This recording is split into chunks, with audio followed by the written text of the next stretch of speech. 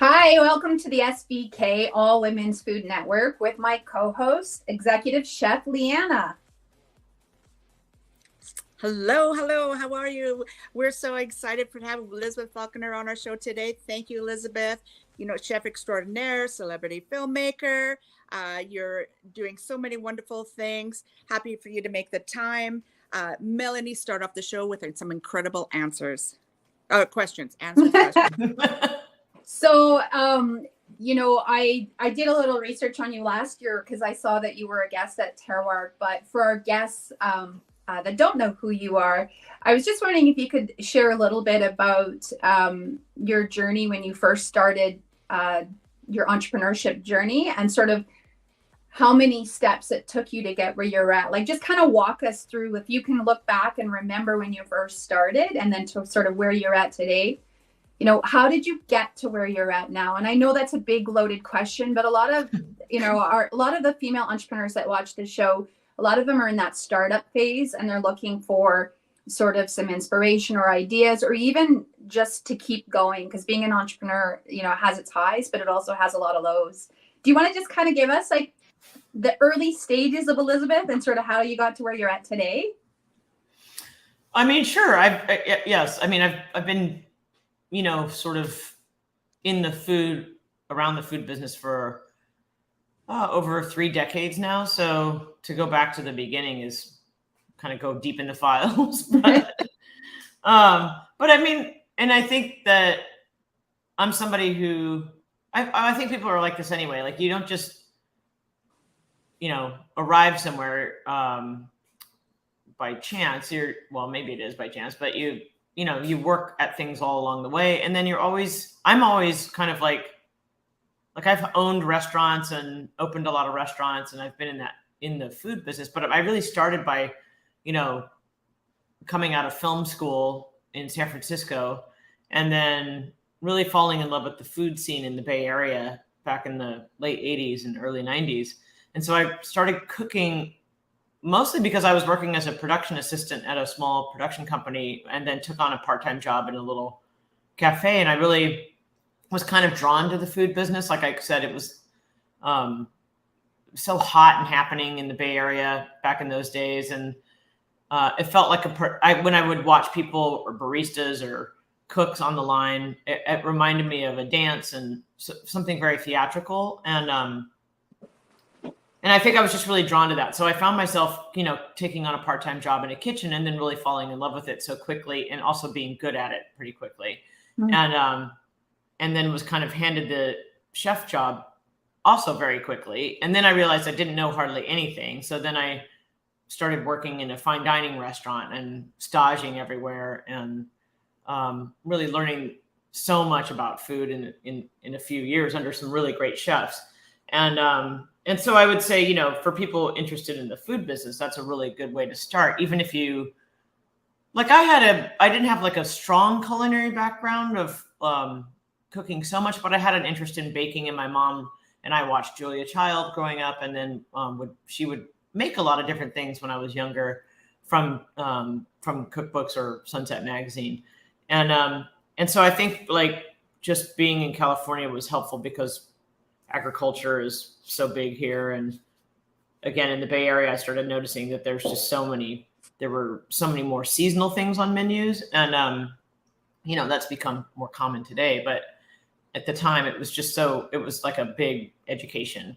And so then I worked for Tracy Desjardins for 4 years, opening up. I worked at a couple restaurants with her. One of them was a really big deal. It was called Rubicon. And in San Francisco downtown. And we also worked with a great sommelier who had come from Chicago, Larry Stone, who ended up teaching a ton of people. He's just a master. I just saw him cycling in Bordeaux recently. And it was just such a fun time. And then a few years later, in 1997, I opened my own place. And that only was because people were asking me to make, I was the pastry chef for Tracy for 4 years. And then people were asking me to make birthday cakes and wedding cakes. And I started doing them on the weekends. And then finally I was like, this is crazy. I've got to open a place or something because I can't just keep doing this, like, in the walk-in refrigerator at our restaurant. And so I opened my first one in 97, moved it to a bigger location, became a bakery and a restaurant in 2000, and then opened another restaurant in 2008 in the same year as the horrible stock market crash. And then I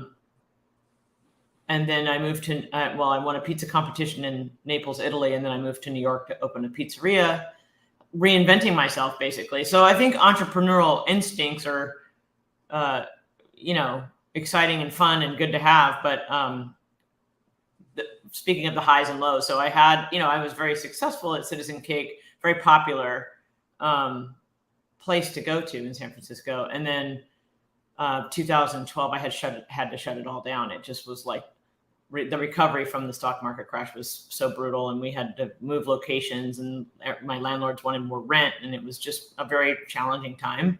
And then I reinvented myself in New York and saying, okay, I'm just going to open a pizzeria in Brooklyn. And then here I am, moved, in 2020, moved back to Los Angeles.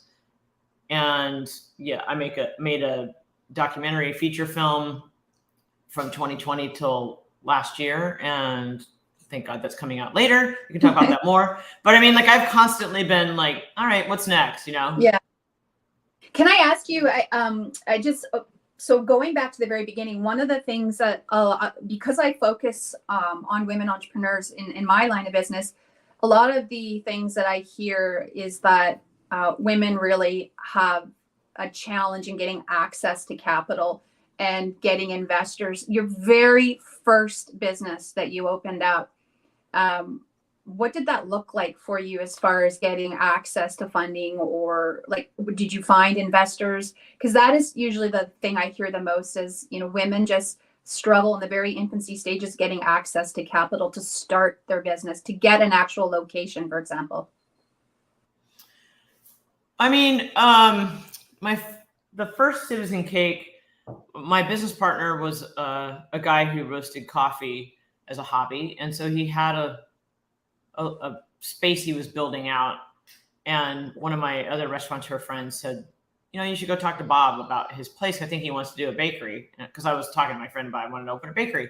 And so I went over, and it was still in a really rough state. And but he was the owner, so he actually did most of the remodeling of the building and build out. Although he said, I need you to raise some money for this. So I mean, I didn't go to any banks or anything in those days. I just had some family and friends that invested some money, and I don't even remember how much it was right now. I mean, I've had it wasn't very much. Yeah, it wasn't like an overwhelming amount of money compared to 2006, 7, 8, when I had to raise a lot of money for that huge restaurant. And that was all about SBA loans and stuff, but and private equity too. But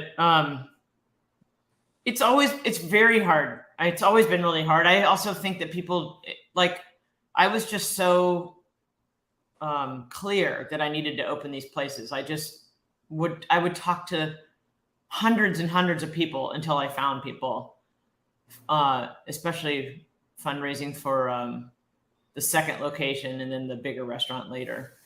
But I was also, kind of a star in San Francisco at the time. So, and with a great, not just family and stuff, but like a great gay family around me. Very, civil activist people. I did a lot of stuff with politicians, helping them fundraise money and so it was just like the connections of people. And San Francisco is a pretty small town. So, but I would say I was very much supported by the community there for a long time. I want to talk to you about just being involved. So when you talked about being supported about community, about you, first of all, getting involved with women chefs and restaurateurs, just that kind of spark of being involved in community and mentorship. Does that kind of help grow those, networks, and being involved, keep growing on? Is that part of that seedling? Yeah, I think a chef role is so much more. It can be so much more than just going to work every day and making food. In fact, that's the is the fun part of it. And a lot of times when you get into business, you hire people to do the food, and then you end up running the business. And so you don't really have your hands in the thing that you fell in love with in the first place. Yeah. So I think it's, making the connections and getting actively involved in, whether it's like food policy, what we're doing with food, the environment, animal practice, butcher, nose to tail butchering, Everything. vegetarian. I mean, there's so many different things to do in the food space. So, and there's a lot of work to do. And I think that, getting involved with different groups of people helps make, long-term connections that you never know how your paths are going to cross again. Yeah. So important. Yeah. I mean, that's initially, that's where our paths first crossed is with that association, like more than like 20 years ago already, which was, exciting. But, and I've met lots of long-term associations through that association, and different paths and different associations and interests just from there that you don't realize. First you're cooking an omelet, and next thing you know, you're into like food policy. Like that's what happens. As you grow older, your interests change, and then you realize the fundamentals of like the earth, right? And right now, like you're cycling for change, you're doing all these things, and you realize as you grow older, your interests deepen for change. And not only that, but you're also like such a competitor, and that competition from, how your competitiveness, how much does that drive for change for other areas of interest? Well, my competitiveness comes from just being a kind of a sports fanatic. And I don't mean like no. I'm not somebody who sits and watches sports a lot. I always used to think if I'm sitting and watching a sport, I should be out playing it instead. And I just think it's, and this is, Liana, you've heard me talk about this so much. Yeah. I'm just very, I just want our chef community to realize that it's just not all about food. People have to exercise. People have to be active. It's, it's like it's a beautiful planet. Like we need to walk all over it and run all over it and cycle and ski all over it. And it's fun. I mean, and it's good for you. It makes you feel good. You're just a living organism on this living, planet. And it's just, anyway, so I think, I think it seems like I'm very competitive, and I probably have talked about it so much on camera. In a good way. I'm really competitive, but I'm competitive in that, I want to be like the best version of me every time I make something or go out and do things. But the most important piece of that is to be active. It's not, and just to play the game, or it's not about winning. And I'm very tired of the mentality in my country about just, it's all about winning. I'm just so tired of that, our culture, and more than America, but just the football game is not everything, for heaven's sake. Yeah. I can say without a doubt, you are the most compassionate, charitable person that I know, considering like your status. You are, very celebrated, but you are the first person to come to the table for any charitable means. I mean, you pick and choose. Everyone has to choose and pick for your day because you only have so much time in the day. But I can say, Melanie, you will appreciate this story, that I am at this fundraiser, and things are going. I have a dinner that's sold, and then they're like, out, let's go for a table. And I'm like, oh. And then they're like, another $25,000. I'm like, I can't sell another $25,000 just myself. And so I literally text Elizabeth, and I'm like, sick kids, they'll fly you here. Do you want to do a dinner with me? I had to know within less than 5 minutes. And Elizabeth said, yes, it's sold, another $25,000. That doesn't know anything about it. I'm in it. It's a good cause. I'm there. 3 minutes flat. But that's the thing. Like, we're talking about our family, our community of chef people around the world. It's like, that's That's my favorite thing about this food business is that Yeah. I've met so many people. I can walk around the world. I can walk into any kitchen anywhere in the world, and Yeah. I'm really comfortable in the kitchen. I really Yeah. like it's you know, you might walk into some funky hotel sometimes and go, okay, it's a little rank Yeah. down here in the basement, but I still I'm like, okay, where's the ovens, where's the sheet pans, Yeah. and Yeah. start and give me a knife and a Yeah. cutting board, and Yeah.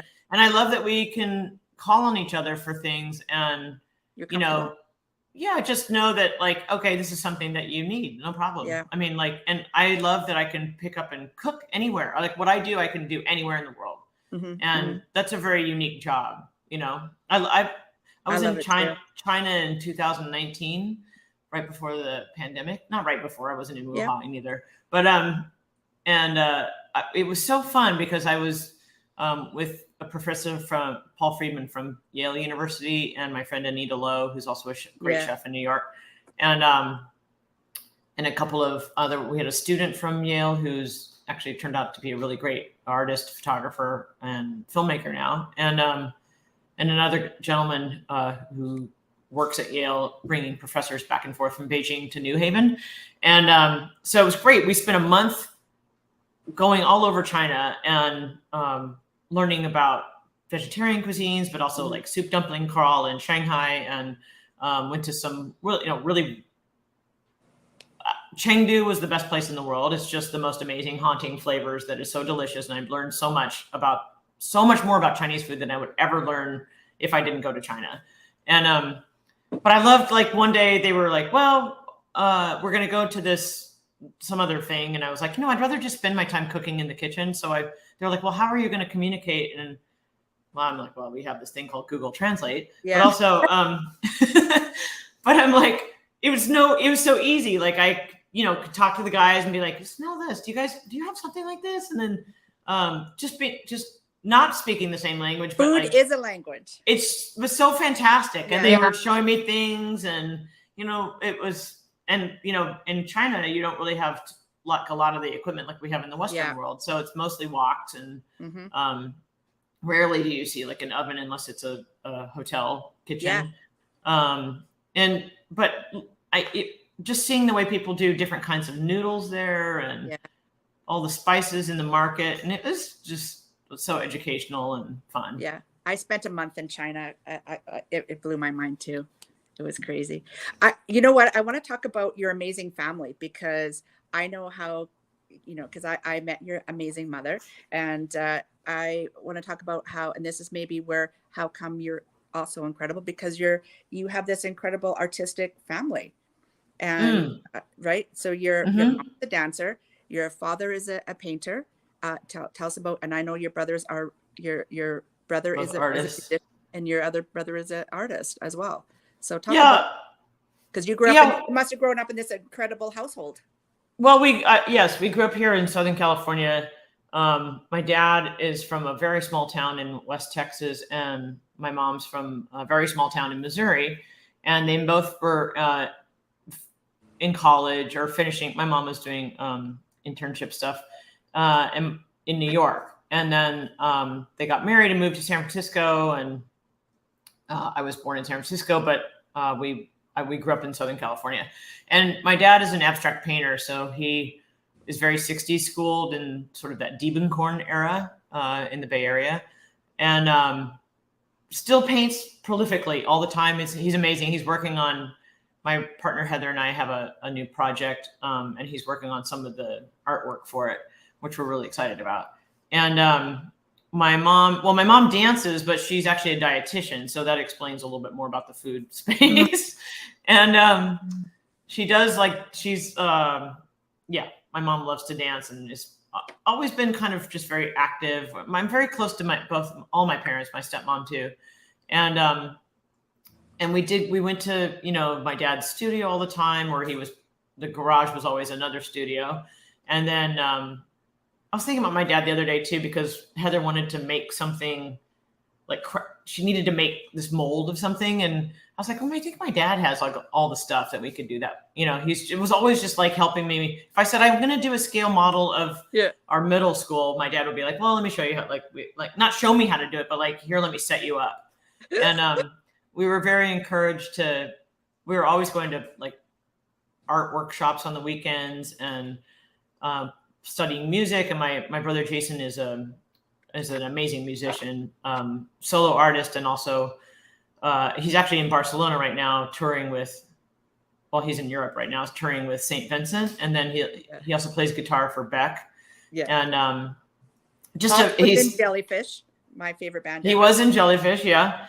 And he's got a record. I know he's working on trying to figure out how to distribute it himself. That world is so changed these days. But and my other brother Ryan lives in New York and is a storyboard artist and filmmaker, and he's working on a couple scripts right now. And so he's just great. And he has he's married to this wonderful woman, Stella, and they have the cutest baby in the entire universe. They do. They do. He's my only nephew right now. And, but and I don't have any kids. So he's just like, my mom always says, "Where's our baby?" And I'm like, you need to call him your grandson, not your baby, not your baby.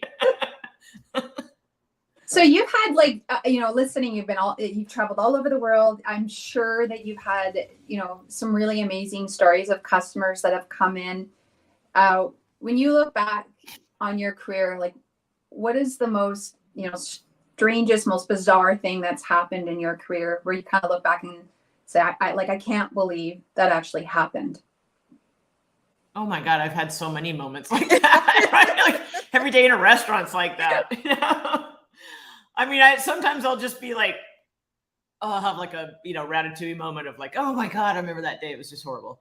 I mean, I've cooked for, I've made some really, I used to make a lot of cakes. So I've had some really cool cake moments. And to be honest with you, like I made a cake for Muhammad Ali. That's kind of a big deal. That was one of the last sort of big cakes I did.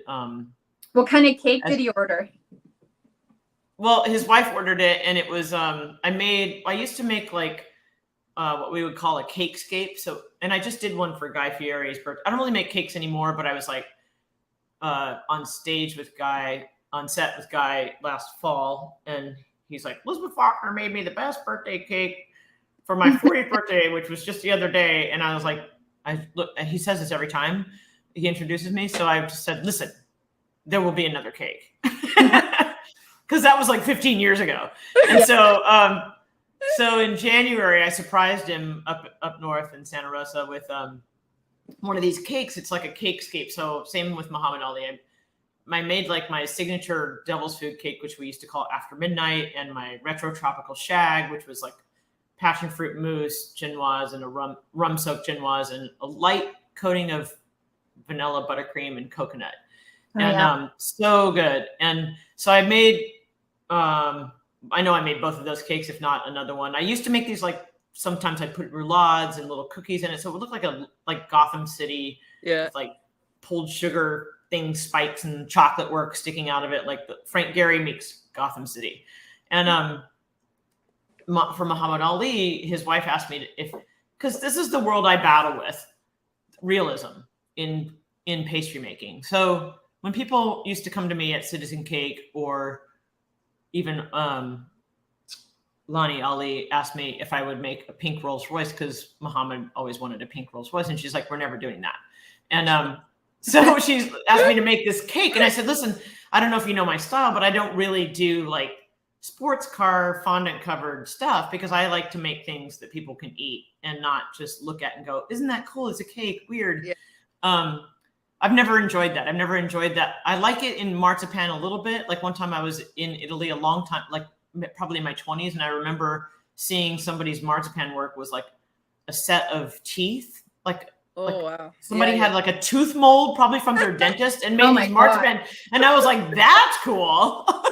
Because it's so weird. Yeah. But so I'm somebody who really like, I just like the more abstract side of dessert making and food making, rather than trying to make it look like some, your hobby. I don't like that. And then but for Guy's thing, so this is another side of my cake making that I like a lot. I've done this food performance art piece that I call Croquembouche Samurai. And so I've done this at Soho House in New York, and then also at Outside Lands in San Francisco, a big outdoor music festival. And then I did it for Guy's birthday so I built that cakescape in front of the stage. Really cool, all kinds of stuff going on. And then I also built a giant croquembouche and set it on the stage on a table. And then Guy had no idea this was coming. I put on some crazy punky music, strobe light, and some red light on it. And I come out in a black latex cat suit with the wakizashi samurai sword, and Very cool. and attack and have like attack the croquembouche and, you know, chuck it out towards the audience. And so much fun, very cathartic for my love-hate feelings about pastry. That was hilarious.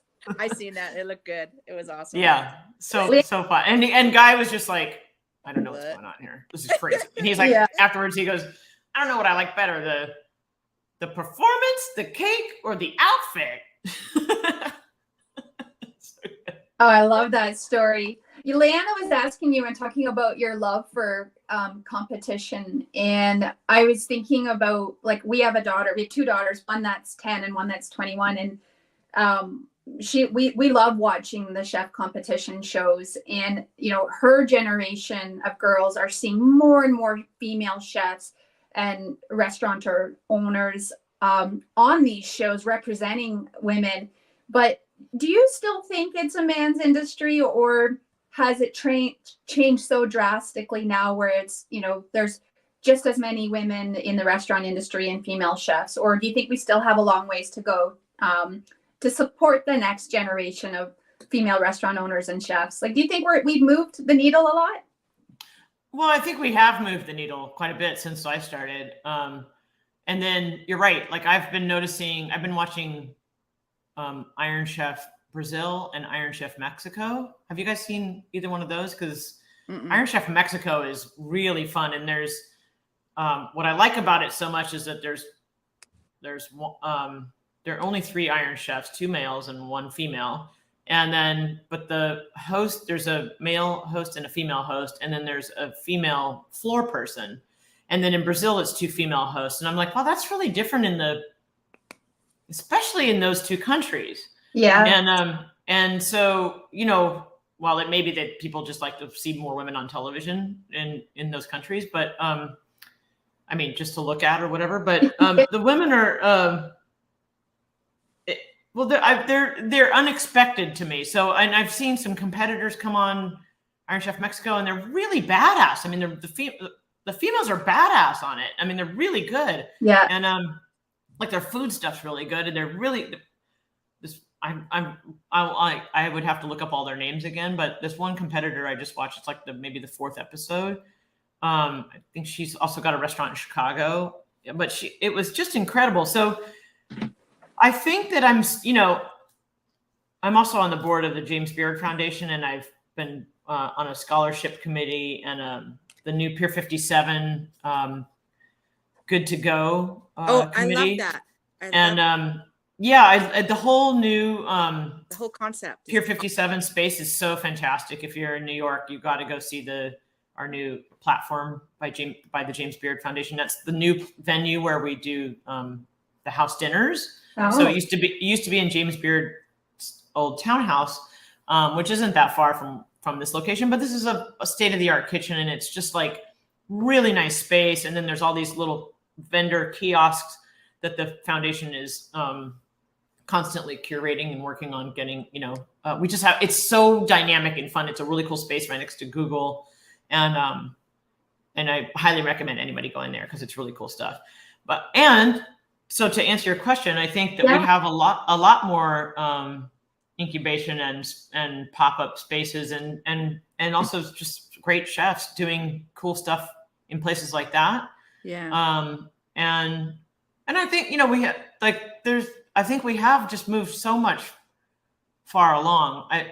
But yes, I think we still have a lot of ways to go too, because I think, to go back to the beginning of this conversation, I don't think that when women say, I have this really cool idea, I think it takes several reverberations for people to actually hear that you're even talking. Yeah. You know? So, like, not just getting the money, but like I want to do this idea. I'm going to have to yell that several times, like put it out there on a megaphone and say, I'm doing this. Let me show you what I'm doing. For some reason, I always feel like it does take a little bit longer to be heard. I couldn't agree more. So we're going to wrap up, but when you think about advice that you would want to give to somebody that's starting out, specifically, because the show is for featuring women, what would be sort of the one takeaway that you would like to share with the audience when it's, when we have female entrepreneurs that are just starting out in this food industry? What would be like one takeaway? Like if my 10-year-old daughter watches all these episodes, so she'll see this. Like one secret you're willing to share. I mean, yeah, I think when you're like Heather and I talk about this all the time, like between the two of us, we have a million ideas. We have ideas constantly. Everybody has ideas, executing on ideas, everything. And how do you guys, but my biggest advice is to listen to yourself and take care of yourself along the way too, because you can get sucked into stuff and lose yourself, and then you get resentful about that later. And then and also, just like I've said before, just physically taking care of yourself. In the food space, it's challenging because if you are making cakes all day, or working on the line, or you have a fried chicken concept, well, think about it. I mean, you're going to have to like work really hard in a fried chicken concept to battle eating fried chicken every day. So I don't think that, I think people say, I love doing this thing. This is my one dish I really like. I'm going to do that. That's cool. But you've got to figure out a way to balance out your life around that thing. And I think about that when I have for many years, I've been like, should I do another food concept? And it's taken me, another decade has gone by, and I'm like, okay, if I'm going to do this, what's the best way for me to do it? I don't really want to have a brick and mortar right now because I've done that. But do I want to? I have done so much consulting over the last 20 years. And I'm tired of also giving away my ideas to just like some other product, I've got like paid a little bit for that, but I know that owning any kind of business requires it's a lot of managing of that business. So I just, you have to just look at like what it is that you want to do and what that looks like over a period of time and how it grows, or what's your end game. Oh yeah. But think about the whole thing. Like, where do you want to be? If you're brand new in this, you don't have to think about exactly where you want to be when you're 50 years old, but it might be good to think about where you want to be, sort of have a plan. So I guess it depends on what stage you're at. Yeah. But take care of yourself. It's so true though. I lay at bed at 2 a.m. with ideas, and execution on one of them, I think, is success. If you can pick one of those ideas and follow through with that, because that's the key, right? Like I totally get what you say about you and Heather. You talk about all these ideas, but yeah, it's the execution part. And most of us don't ever get an opportunity to get there. So thank you so much for being on the show, Elizabeth. Oh my God, it's so fun to chat with both of you. Yeah. Well, I hope the next time I'm in LA, I get to meet you in person, or at Terroir if you're coming out next summer. And if you're watching the show and you'd like to be a guest on this show, reach out to myself or Liana. Thank you so much, and have a great week. Thank you so much. Yeah, and when you come to LA, there's a lot of really good stuff here. Yeah. Say hi to the squirrel, Haven't seen her yet. All right. Thank you both so much. Bye.